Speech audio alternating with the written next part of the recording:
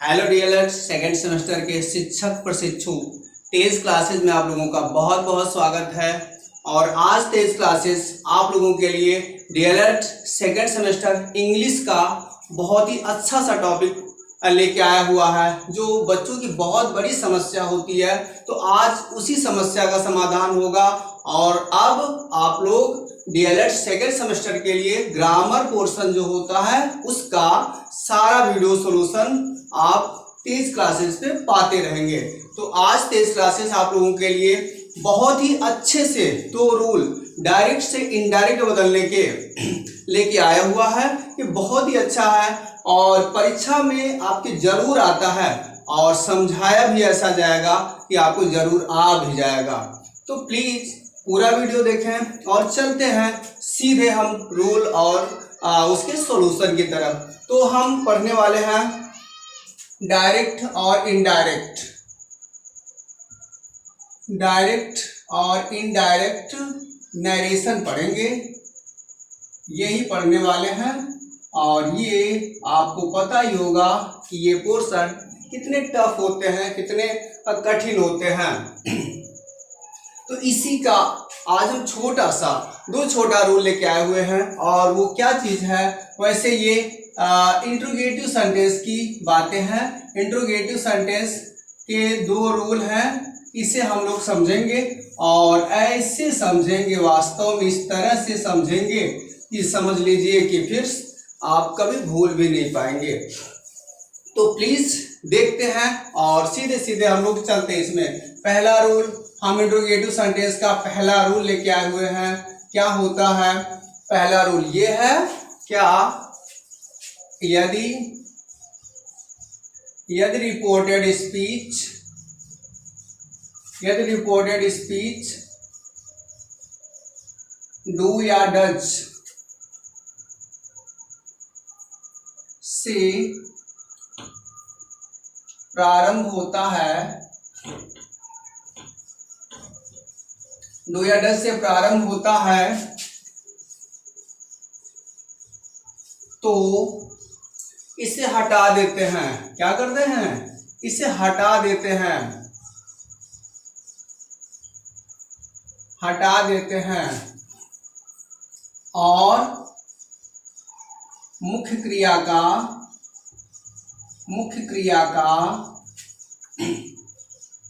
Second form लिखते हैं। ठीक है, ये है आपका मुख्य क्रिया का सेकेंड फॉर्म लिखते हैं। सिंपल सी बात है।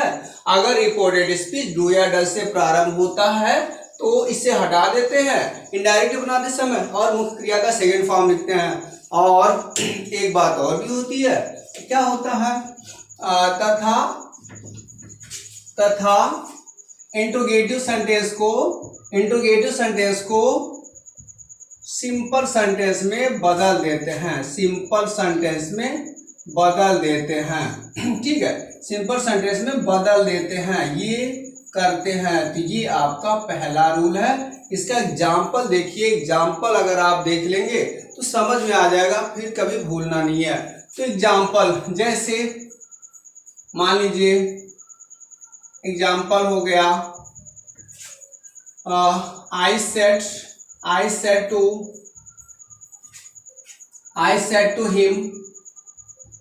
said to him, ठीक है, do you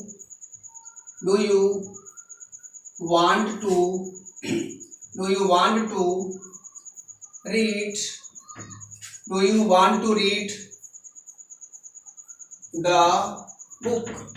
अगर ये लिखा हो, ठीक है, ये सेंटेंस लिखा हो, ऐसे लिखा हो, तो इसका आपको कह देता है इनडायरेक्ट में बदलिए। डायरेक्ट नरेशन से इनडायरेक्ट नरेशन में बदलने को कह रहा। तो इसके लिए आप क्या करेंगे, ये आपका डायरेक्ट सेंटेंस है, इसे इनडायरेक्ट में बदलना है। क्या होगा? तो ये नियमों को हम समझाते हुए चल रहे हैं और आप सीखते चलें। क्या होता है, आई हो जाएगा जब आपका इंट्रोगेटिव सेंटेंस हो। क्या हो? इंट्रोगेटिव सेंटेंस हो, डू या डज से स्टार्ट हो, WH वाले शब्दों से स्टार्ट हो, जैसे वैन, वेयर, व्हाई, इन सब शब्दों से स्टार्ट हो, ऐसे में सेट टू को हमेशा क्या बदलते हैं, किस में बदलते हैं? सेट टू को बदला जाता है आस्क्ड में। और हिम लिख दिया, हिम लिख देंगे। और यहाँ पर इनडायरेक्ट, डायरेक्ट से इनडायरेक्ट बदलते समय इन्वर्टेड कामा जब हटाया जाता है तो वहां पर इफ आता है। इफ या वेदर लगता है तो इफ आसान पड़ता है, इफ लगा देते हैं। ऐसा कर लिया। इसके बाद हमने क्या बताया, जब रिपोर्टेड स्पीच में डू या डस से प्रारंभ हो, किससे?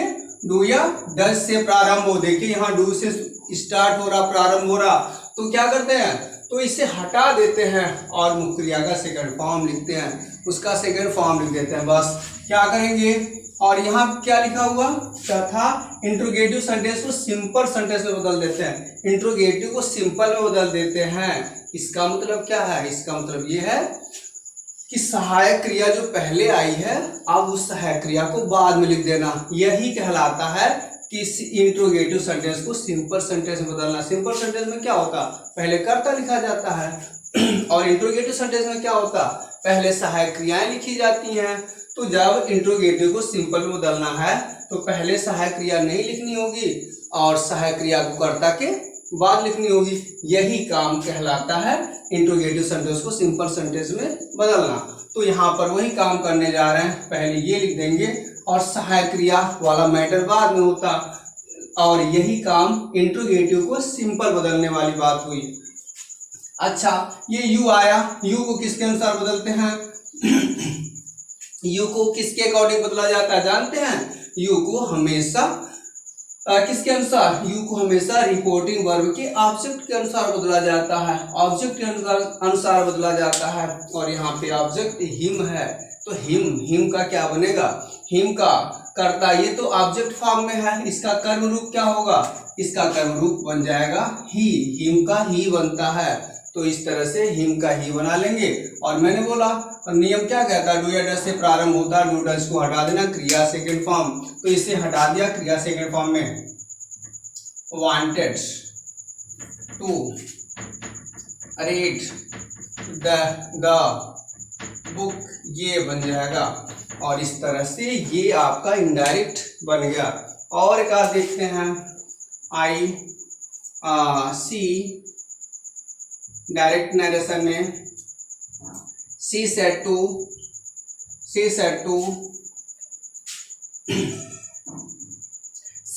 मी,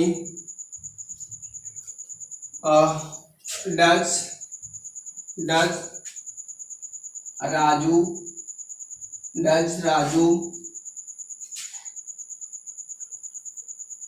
कॉल मी, ये कह दिया। ऐसा ये भी डू डज से स्टार्टिंग है, ये डज से स्टार्ट वाला सेंटेंस आ गया, तो बोला तो डू या डज से स्टार्ट वाले सेंटेंस जब भी आएंगे तो इन्हें हटाना है और मुख्य क्रिया का सेकंड फॉर्म लगाना है, बस यही काम करना है। तो इसका इनडायरेक्ट क्या बनेगा, इनडायरेक्ट क्या बनाएंगे, सी बन जाएगा, सेट टू को आस्क्ड में बदला, सी आस्क्ड हो जाएगा, मी लगा दिया, इनवर्टेड कामा की जगह पे इफ लगाना। ये सारा काम जनरल है, कॉमन है, जब भी इंट्रोगेटिव सेंटेंस आपका होगा तब भी सेट टू को आस्क्ड में बदलना ही है, ये इनवर्टेड कामा की जगह पे इफ लगाना ही लगाना है, और बाकी इधर की भी चेंजिंग करनी है। इफ लगा दिया, अब ये राजू पहले लिख देना, राजू पहले लिख देंगे, और बोले तो डू डज जब भी आता है उसे हटा देते, क्रिया का सेकंड फॉर्म लगा देते, इसे हटा दिया, काल का सेकंड फॉर्म काल्ड हो जाएगा। और ये मी लिखा हुआ, मी कर्ता के अनुसार होता है, कर्ता के अनुसार होता है, सी के अकॉर्डिंग होगा, तो सी के अकॉर्डिंग हर बदल देंगे, हर में बदल दिया जाएगा। और इस तरह से ये इसका इनडायरेक्ट बन गया। और एक आध देखा जाए, और इसी तरह से देख लिया जाए, और क्या हो सकता है,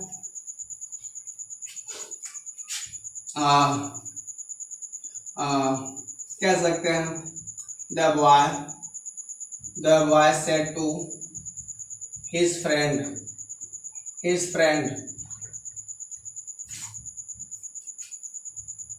do you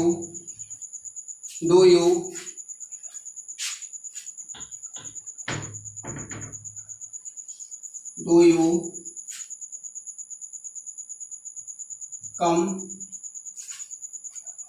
टू हाउस, क्या तुम घर आते हो। The boy said to his friend, boy ने अपने फ्रेंड से कहा do you come to house, क्या तुम घर आते हो। ऐसे सेंटेंस, ऐसे ही छोटे छोटे सेंटेंस होंगे डू या डज वाले, और डू या डज वाले सेंटेंस आएंगे तो यहाँ पे इन्हें हटाना है और मुख्य क्रिया का सेकंड फॉर्म लगाना है, बस हो जाएगा। बॉय सेड टू को किस में बदलेंगे, आस्क्ड में बदलेंगे। बॉय आस्क्ड हिज फ्रेंड हो जाएगा। इन्वर्टेड कामा की जगह पे, इन्वर्टेड कामा की जगह पे कभी नहीं बोलना, इफ तो लगाना ही है, इफ हो जाएगा। डू डज को हटाया और कर्ता लिख देना पहले, कर्ता। पर कर्ता कौन है, सेकेंड पर्सन है, सेकेंड पर्सन को ऑब्जेक्ट के अकॉर्डिंग, फ्रेंड के अकॉर्डिंग, फ्रेंड के लिए ही लगा देते हैं, ही या सी कुछ भी लगा सकते हैं क्योंकि फ्रेंड का कोई जेंडर पता नहीं चल रहा, तो ही या सी कुछ भी लिख सकते हैं, चाहे ही लिखें या सी लिखें, दोनों चलेगा। तो इसका ही बन जाएगा, मान लेते हैं ही हो गया। क्रिया सेकंड फॉर्म, डू डज हट रहा, क्रिया सेकंड फॉर्म कम का कैम बनेगा, कैम टू हाउस। तो ये बन गया। तो उम्मीद करते हैं ये नियम आप क्लियर समझ गए होंगे। तो ठीक है, और दूसरा नियम इसी से रिलेटेड, अब मैं दूसरा नियम भी लिख दे रहा हूं, इसको भी लिख लेते हैं, कर लेते हैं। आज दो नियमों का निपटारा हो जाना चाहिए। तो चलिए दूसरे नियम में चलते हैं। दूसरा नियम ऐसा ही है, एकदम मस्त, एकदम आसान, और लिखने की देरी है, समझना तो बस आपको तुरंत आ जाएगा, क्योंकि नियम ऐसे बना के ही रखे जाएंगे, लिखे जाएंगे कि नियम देखने के बाद हर बच्चा समझ सकता है।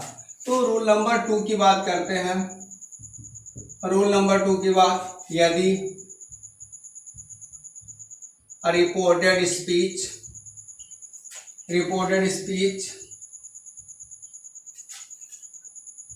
डिड से प्रारंभ होता है, किससे, डिड से प्रारंभ होता है, तो इसे क्या कर देते हैं, हटा देते हैं, इसे हटा देते हैं,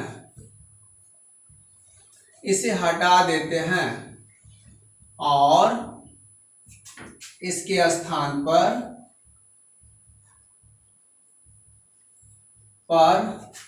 हेड लगाते हैं। क्या लगाते हैं, हेड लगाते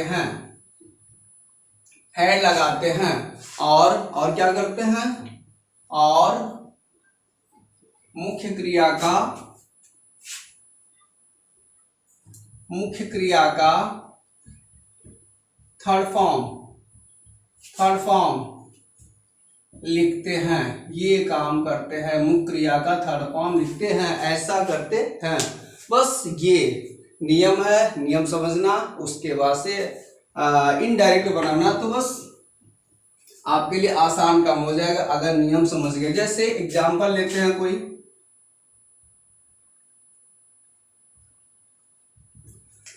कह सकते हैं the bird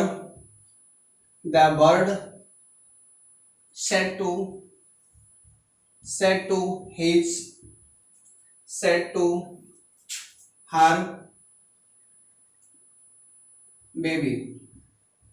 to her baby, ठीक है। did you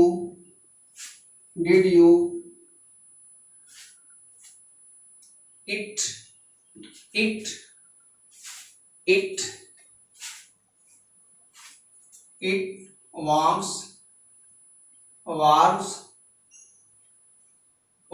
yesterday, did you eat worms yesterday, मतलब तुम कल कीड़े खाए थे कि नहीं, खाए थे। ये कहने का मतलब, ये कोई भी सेंटेंस, सिंपल सेंटेंस कुछ भी हम बना सकते हैं, डिड से प्रारंभ होना चाहिए, मतलब हमारा ये है, ठीक। तो इसका इनडायरेक्ट क्या बनेगा, ये तो हमारा डायरेक्ट है, इसका इनडायरेक्ट क्या होगा, इसका इनडायरेक्ट द वर्ड हो जाएगा। द वर्ड सेड टू को किससे बदलेंगे, आस्क्ड हो जाएगा। हर बेबी हो जाएगा, ठीक है। इन्वर्टेड कामा की जगह पे इफ लगा देना होगा, इफ लगा दिया, इसके बाद से डिड को हेड में बदलना, डिड को हटा देते हैं, उसके स्थान पर हेड लगाते हैं और मुख्य क्रिया का थर्ड फॉर्म। तो यू को पहले तो बदल देते हैं, यू को किसके अनुसार बदलेंगे, बेबी। अब बेबी का पता नहीं चल रहा, बेबी के अनुसार तो ही या सी कुछ भी कर सकते हैं, और हर बेबी भी लिख सकते हैं। The word asked her baby, यहाँ पे हर बेबी हो चुका है इसलिए ही या सी, इट भी चलेगा, इट, चलिए इट कर लेते हैं, इट कर लिया। इसके बाद डिड को किससे बदलेंगे, हेड में, इट हेड हो गया, क्रिया का third form eat, ate, eaten, eaten लगेगा, इटेन, इटेन। फिर क्या हो जाएगा, वार्म्स, कीड़े।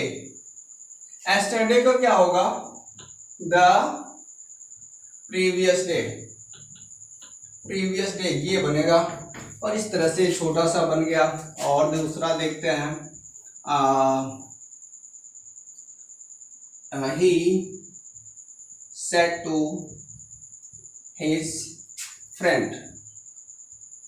to his friend, और क्या कह रहा, he said to his friend, did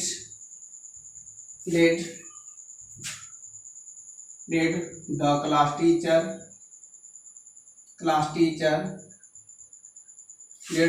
teacher come today।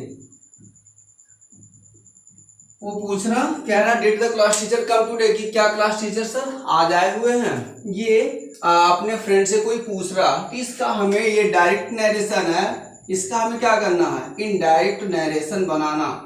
तो इसके लिए क्या करेंगे, इंट्रोगेटिव सेंटेंस, डू डिड सहायक क्रियाओं से शुरू हो रहा है, इंट्रोगेटिव सेंटेंस है, सेट टू को किसे बदलेंगे, आस्क्ड में, he asked his friend, inverted comma की जगह पे इफ लगाया, डिड को हटाया, हेड में बदल दिया मुख्य क्रिया का। तो फिर द क्लास टीचर, ये तो क्लास टीचर थर्ड पर्सन है नाउन, तो वही का वही उतार देंगे, द क्लास टीचर डायरेक्ट हो जाएगा द क्लास टीचर। और डिड को किस में बदलेंगे, हेड में बदल देंगे, डिड को हेड में बदल देना होगा। और क्रिया का थर्ड फॉर्म कम, केम, कम, थर्ड फॉर्म कम ही रह जाएगा। और टुडे को क्या होगा, दैट डे, ये बन जाएगा। तो इस तरह से ये इसका इनडायरेक्ट बन गया। आज मैंने आप लोगों को 2 नियम बताया और ये बहुत अच्छे नियम, बड़े उपयोगी हैं, परीक्षाओं में एकदम आते हैं। तो ऐसे ही आपको ग्रामर के हर पोर्शन डीएलएड सेकंड सेमेस्टर के लिए मिलता रहेगा। तो प्लीज़ चैनल को ज़रूर सब्सक्राइब करें और अगर अच्छा लगा हो तो वीडियो को लाइक भी करें और कोई समस्या होती है तो कमेंट भी करें। तो आज के लिए बस इतना, टेक केयर, बाय बाय।